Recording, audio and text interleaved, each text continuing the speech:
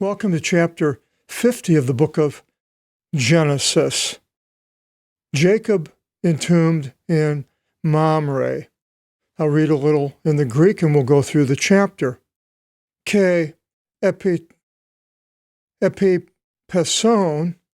Iosif epi prosopon tu patrosav tu eklavsen ep avto ke ephilisen avton kissed him. And Joseph, falling upon the face that was the dead body of Jacob, his father, he wept over him and kissed him. And Joseph assigned to his servants, the embalmers, to embalm his father, and the embalmers embalmed Israel. And they accomplished embalming him in 40 days, for thus they counted down the days of the burial. Now, embalming, I'm sure there's a lot of information on Wikipedia about embalming. I would suggest reading that if you'd like. And it continues, and Egypt mourned him 70 days. Now, it mentions Egypt. That's interesting because other people apparently put Jacob on a high pedestal enough that they would mourn him. This is what it sounds like, unless it's an embellishment that the writer of Genesis added. And then it says, and when the days went by of the mourning, Joseph spoke to the mighty ones of Pharaoh, saying, now, this is interesting because he's speaking to the mighty ones of Pharaoh. Before, he was talking directly to Pharaoh and nobody in between. So this might be another Pharaoh. And this is 17 years later. And so he said, if I found favor before you, speak into the ears of Pharaoh, saying, my father bound me by an oath before his coming to an end, saying, in the memorial which I dug myself in the land of Canaan, there entomb me. Now then, ascending, I will entomb my father, and I will return back. And Pharaoh said to Joseph, ascend, entomb your father, just as he bound you by an oath. And Joseph ascended to entomb his father, and all the servants of Pharaoh went up with him. So quite a few Egyptians that were probably under Joseph, and the elders of his house. I'm not sure if the elders of the Pharaoh's house or Joseph's house, but anyway, important men, and all the elders of the land of Egypt. So this is probably Pharaoh's house, important ones, and then elders of the land of Egypt, and all the whole family of Joseph, Ephraim, Manasseh, and whoever else was born to Joseph, and his brothers, the 11 brothers, and all the household of his father, and the kin, all the ones that came from Canaan. This is 17 years later, so there's quite a few more people. And the sheep and the oxen were left behind in the land of Goshen. Now, was this a control by the Egyptians to keep these people here in the beginning of slavery? I believe it probably was, but I could be wrong. But this is my summation of it, that this is probably where a new Pharaoh, and so these people aren't as important as they were to the Pharaoh before that had the dream, if that's the case. And this is my take on the thing. It's not necessarily right. And went up with him, Joseph, also chariots and horsemen. So chariots, horsemen, like an army, and the camp, a paramvoli is usually military camp, became exceedingly great. And they came upon the threshing floor of Atad, which is on the other side of the Jordan. Now, that's interesting because it depends on which side of the Jordan you're on to make it on the other side of the Jordan. Well, you would think that Egypt, they came across, that they would have not went, let's go to a map here of Shechem. I'm sorry, Mamre by Hebron is right in here. Now, Egypt is down here, so they're coming across. Now, they go across the Jordan, they would have to go around and come across. Why would they do that? They would just come across and go. So what other explanation could there possibly be? Well, I was thinking about that, and I came up with my solution is that this is being written by Moses 440 years later, 400 years later, something like that. And Moses never was in the promised land. So he would have been on that other side of the Jordan, the eastern side of the Jordan. And so if he's writing this and he's explaining it to the people at that time, it's on the other side of the Jordan, which is in Canaan. And they lamented him by beating the breast great and strong, exceedingly. And he made the mourning to his father 7 days. And the inhabitants of the land of Canaan saw, so he's in Canaan by Shechem. I'm sorry, not by Shechem, but by Hebron. The mourning at the threshing floor of Atad, and said, "This is a great mourning to the Egyptians." And the people were looking, wow, all these people are coming across the army chariots. Are we being attacked or what? But then they could tell if it was a funeral somehow. And on account of this, they call the name of that place Mourning of Egypt, which is on the other side of the Jordan, which Moses is writing on the eastern side, so he's saying this is where it's at. It's my best take on it. Otherwise, I can't tell you why he would say it that way. And his sons did to him thus as he gave charge to him, that is, bringing him back. And his sons took him into the land of Canaan and entombed him in the double cave which Abraham acquired, the cave for a possession of a memorial, from Ephraim the Hittite over against Mamre, which is east of Hebron, which I just showed you. And Joseph returned to Egypt, he and his brothers and all the ones going up with him to entomb his father. So now they all went back, and the brothers of Joseph, knowing that their father died, said, well, lest at any time Joseph should resent us, and with a recompense will recompense to us all the bad things which we demonstrated against him, that having come to Joseph, they said. So they have guilt and a fear of retribution, as if somebody was caught, a child doing something wrong.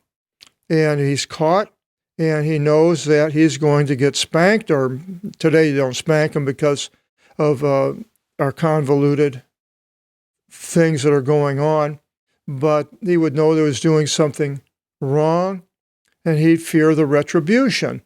If you're caught up in a lie, you're fearing a retribution. If people find out that you're lying and saying something, it could be taken to court or something else, made fun of. Then the military discipline, if you're doing something wrong and you're caught, it demands punishment. So you wouldn't want that punishment. So what can you do? So they came up with this plan that said, your father bound us by an oath before his coming to an end, his dying, saying, so say to Joseph, you forgive them the injustice and their sin for the wicked way they demonstrated against you. And now, you accept the injustice of the attendants of the God of your father, the attendants of the God, which are the brothers, accept their injustice. And Joseph wept during their speaking to him because he was taken over by this emotion. Apparently he didn't have planned to do any retribution, and he was appreciative of their asking for his, basically, forgiveness by their telling him the Father said to forgive. And forgiveness is, in something that Joseph did. And coming to him, they said, "See, we are your servants." And Joseph said to them, "Do not fear, for I am of God." So Joseph is of God, and God is a forgiving God. And there's many things in the Old and New Testament about the word to forgive, more in the New than in the Old. We see in Matthew 6:12, where Jesus says, and forgive in the Lord's Prayer, and forgive us our debts, as also we forgive our debtors. Now, he's not just talking about money, it's sins, basically, because a little bit later in 14 and 15, he says, "For if you should forgive men their transgressions," so now this is not debts, but transgressions, "your heavenly Father shall also forgive you. But if you should not forgive the men their transgressions, not even your heavenly Father shall forgive your transgressions." There was a woman who's over 100 years, she's on YouTube, and they asked her about what she would suggest in her old age, and she was saying forgiveness. To forgive people, you'll live a long, healthy life. If you hold grudges, hatred towards people, they'll eat you up. And she didn't say all that, but this is what that unforgiveness will do. Forgiveness is not easy, and I believe a person has to come and ask for your forgiveness. Otherwise, there is no forgiveness. If we don't ask God to forgive us, there's no forgiveness. Even though Christ died on the cross and he rose from the dead and offers the forgiveness of sins, but without the recognition of a person that they are a sinner and asking for the forgiveness, then how could they be forgiven? I mean, forgiveness is relative to the person asking for it. I ask God forgiveness. If I never asked God for forgiveness and I was sinning, then I'm going to die in my sin. And that's not what I want to do. In Matthew 18:21, Peter said, "O Lord, how often shall my brother sin against me, and I forgive him? Unto 7 times? And Jesus says to him, "Not I say to you unto 7 times, but unto 70 times 7. Basically, I go to God every day because I sin, and I ask him to forgive my sin. Another word for that Greek word is to allow it. Allow it to happen, overlook it. Or another one is to leave off any type of retribution for the sin. And it continues in 20. You planned concerning me for evil, but God planned concerning me for good, so that it should be as it is today, that he might maintain many people. And he said to them, "Do not fear, I will maintain you and your residence." Residences, that should be plural. And he comforted them and spoke to them of them in the heart. So I think they could see his heart was loving them, and it had definitely affected them. And Joseph dwelt in Egypt, he and his brothers and the whole family of his father. And Joseph lived 110 years. And Joseph saw Ephraim's children unto the 3rd generation. And the son of Machir was the son of Manasseh, the brother of Ephraim, where the sons were born upon Joseph's thighs. And so apparently the wife would sit on something in which the babies came out. And Joseph said to his brothers, saying, I die, and visiting, God will visit you. Now, this is 117 years, quite a few years later.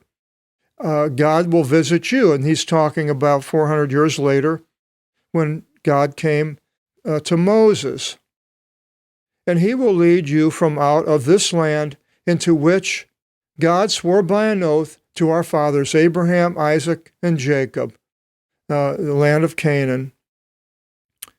And Joseph bound by an oath the sons of Israel, saying, in the visitation in which God will visit you, even you shall join in carrying off my bones from here with you.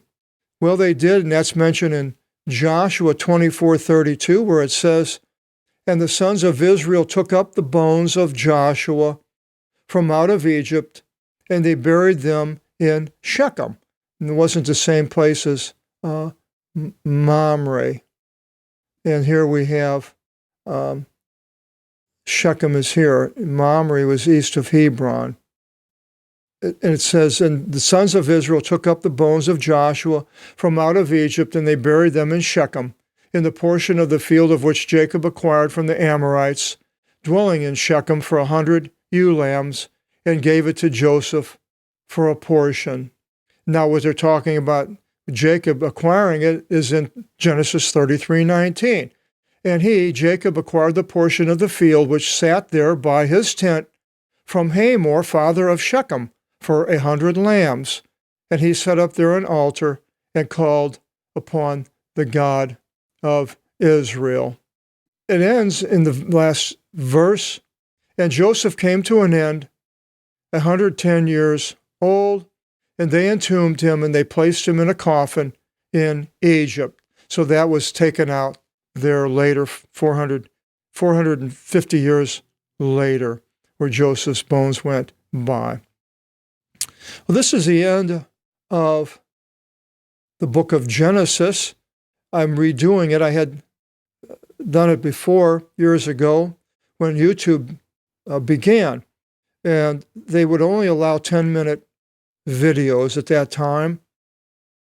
And I did the minor prophets in Genesis, but I had to put the book of Genesis back together because each chapter was 3 or 4 segments on YouTube, and it was a hassle, and it didn't turn out very well. I said, oh, forget it. I'm just going to redo Genesis, and also I'm going to redo the minor prophets next.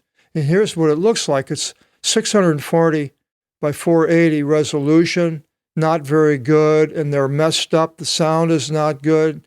In fact, the last 2/3 of the book of Hosea, the first chapter, the sound disappeared, and I can't return it. So I'm going to go through all of the minor prophets, beginning in a chronological way, not by the time, the oldest to the newest, not by the canon, be Daniel, Hosea, Joel, Amos, Obadiah, Jonah, Micah, Nahum, Habakkuk, Zephaniah, Haggai, Zechariah, Malachi. I'm not doing Daniel, but I'm doing all the rest. And the first one, the oldest prophet that goes back, is Jonah. So Jonah will be the next video seminar that I do, and I hope you'll join us in the minor prophets. And until then, God bless.